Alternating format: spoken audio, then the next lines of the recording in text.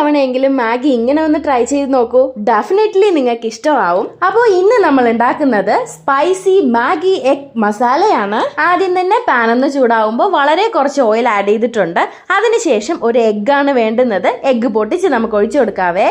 എന്നിട്ട് ഈ മുട്ടയൊക്കെ നല്ലോണം ഒന്ന് വെന്ത് വരണം. വെന്ത് തുടങ്ങുമ്പോൾ നമുക്ക് ഇങ്ങനെ ഒന്ന് ചിക്കി എടുക്കാം കേട്ടോ. ഇതിലേക്ക് 1/4 ടീസ്പൂൺ മുളക് പൊടി, ആവശ്യത്തിന് ഉപ്പ് എന്നിവ ചേർത്ത് നമുക്ക് നല്ലോണം ഒന്ന് മിക്സ് ചെയ്തെടുക്കാം. ഇത് നമുക്ക് വേറൊരു പാത്രത്തിലോട്ട് മാറ്റാം. എന്നിട്ട് അതേ പാനിൽ തന്നെ ഒരു സവോള ചെറുതായി കട്ട് ചെയ്തത്, ക്യാരറ്റ് ഒരെണ്ണം ചെറുതായി കട്ട് ചെയ്തത്, ടൊമാറ്റോ സോസ് എന്നിവ ആഡ് ചെയ്ത് നമുക്ക് നല്ലതുപോലെ മിക്സ് ചെയ്തെടുക്കാം. ആവശ്യത്തിന് ഉപ്പും കൂടെ ചേർത്ത് കൊടുക്കാവേ. മാഗി മസാലയും കൂടെ ചേർത്ത് നല്ലതുപോലെ വഴറ്റിയെടുക്കാം.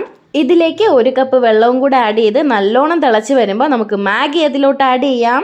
വെള്ളമൊക്കെ വറ്റി വരുന്ന സമയത്ത് എഗ്ഗും കൂടെ ആഡ് ചെയ്ത് നല്ലോണം മിക്സ് ചെയ്തെടുത്താൽ സ്പൈസി എഗ് മാഗി